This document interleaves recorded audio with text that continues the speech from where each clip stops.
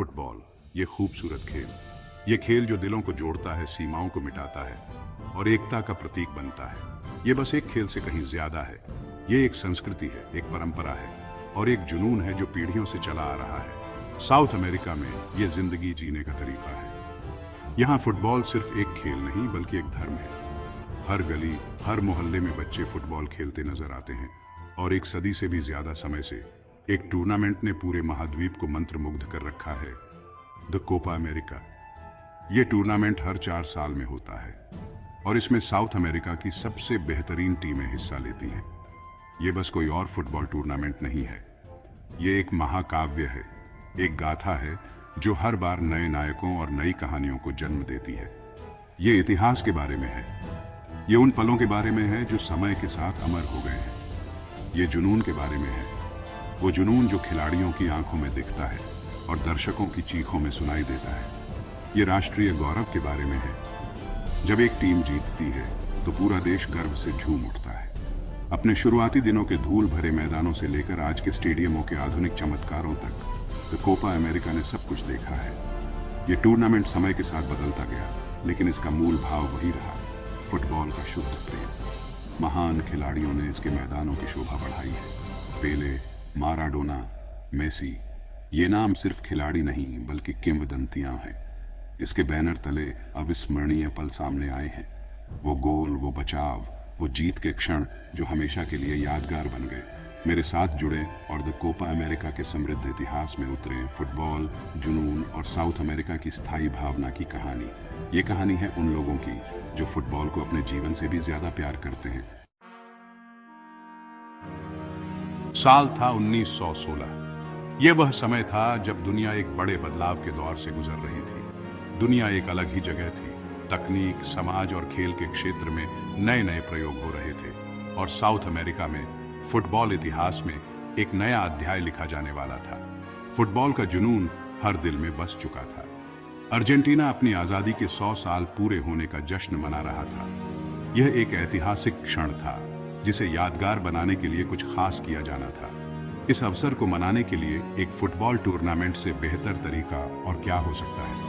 Football जो लोगों को जोड़ता है, एकता का प्रतीक बन गया और इस तरह the south American football championship, जो द कोपा अमेरिका का पूर्ववर्ती था, का जन्म हुआ।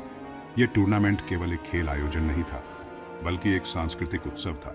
यह केवल फुटबॉल के बारे में नहीं था, यह एक ऐसा मंच था जहां विभिन्न राष्ट्रों के खिलाड़ी एक साथ आते थे।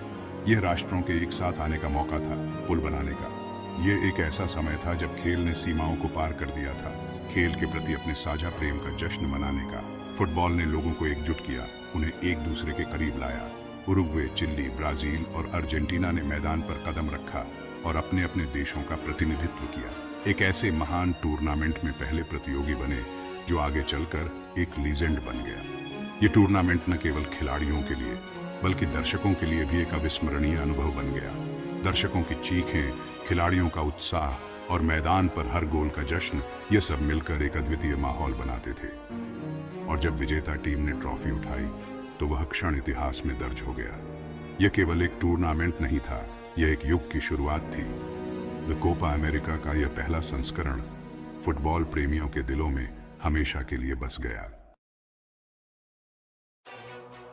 उरुग्वे अपनी फ्लूइड स्टाइल और काबिलियत के साथ पहले चैंपियन के रूप में उभरा।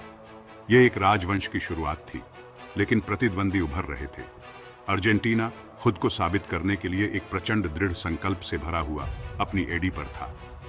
ब्राजील अपने फ्लेयर और व्यक्तिगत प्रतिभा के साथ इंतजार कर रहा था। द कोपा अमेरिका सिर्फ जीतने के बारे में नहीं था, यह साउथ अमेरिकन फुटबॉल की कहानी लिखने के बारे में था।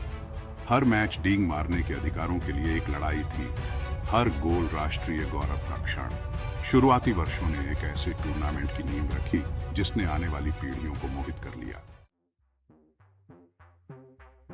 द कोपा अमेरिका एक जगह पर स्थिर नहीं रहा, यह विकसित हुआ, इसने बदलाव को अपनाया। 1975 में टूर्नामेंट को द कोपा अमेरिका के रूप में पुनः ब्रांडेड किया गया। एक निश्चित मेजबान राष्ट्र के दिन गए।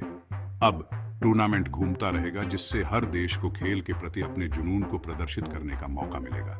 नई टीमों को आमंत्रित किया गया। कॉन्काकाफ क्षेत्र, जो उत्तरी और मध्य अमेरिका और कैरिबियन का प्रतिनिधित्व करता है, प्रतियोगिता में एक नया आयाम जोड़ते हुए एक नियमित स्थिरता बन गया।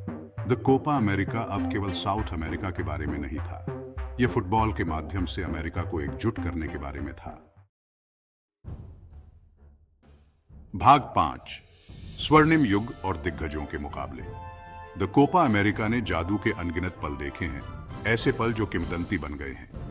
इस टूर्नामेंट ने हमें ऐसे क्षण दिए हैं जो फुटबॉल प्रेमियों के दिलों में हमेशा के लिए बस गए हैं। अर्जेंटीना के लिए माराडोना की मंत्रमुग्ध कर देने वाली ड्रिबलिंग को कौन भूल सकता है। उनकी हर चाल, हर ड्रिबलिंग दर्शकों को अपनी सीटों से बांध देती थी।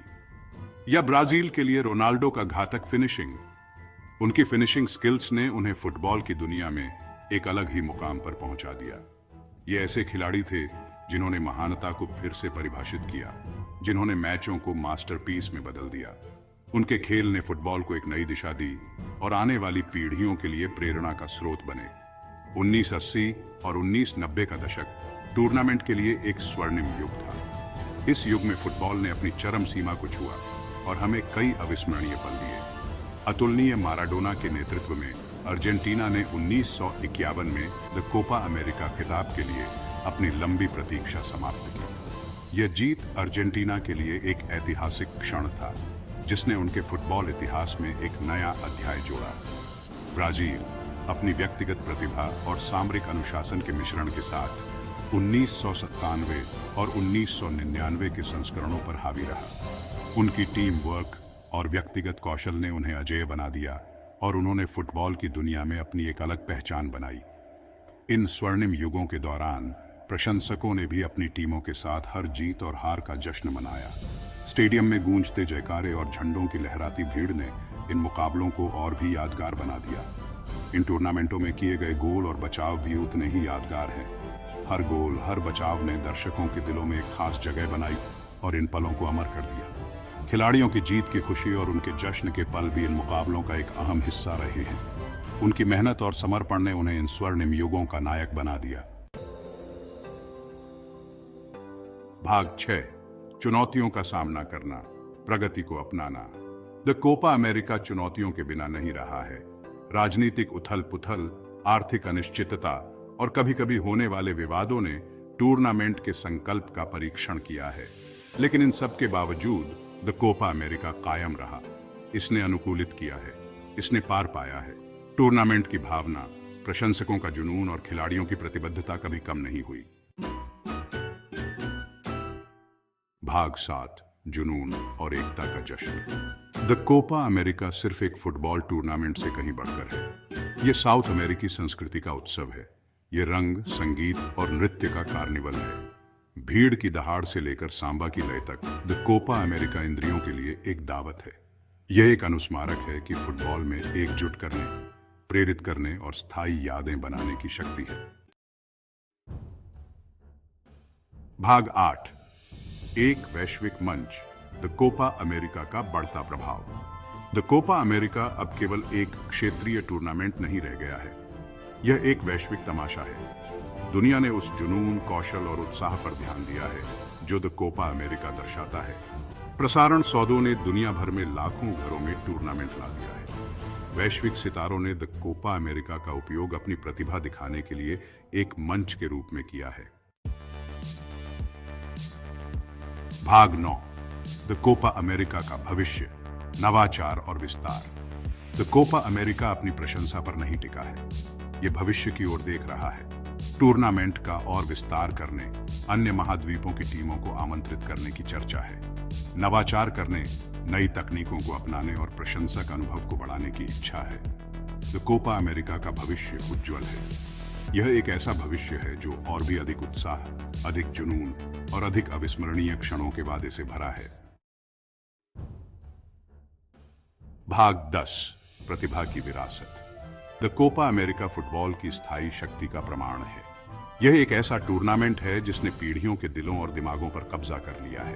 अपनी विनम्र शुरुआत से लेकर एक वैश्विक तमाशे के रूप में अपनी स्थिति तक द कोपा अमेरिका ने एक लंबा सफर तय किया है। लेकिन एक चीज स्थिर रहती है, जुनून, गर्व और गौरव की खोज, जो इस असाधारण टूर्नामेंट को परिभाषित करती है। द कोपा अमेरिका सिर्फ एक टूर्नामेंट से कहीं बढ़कर है। ये खूबसूरत खेल का उत्सव है, खेल की एकीकृत शक्ति का प्रमाण है और साउथ अमेरिका और उसके बाहर गर्व का स्रोत है। ये लंबे समय तक मोहित और प्रेरित करता रहे।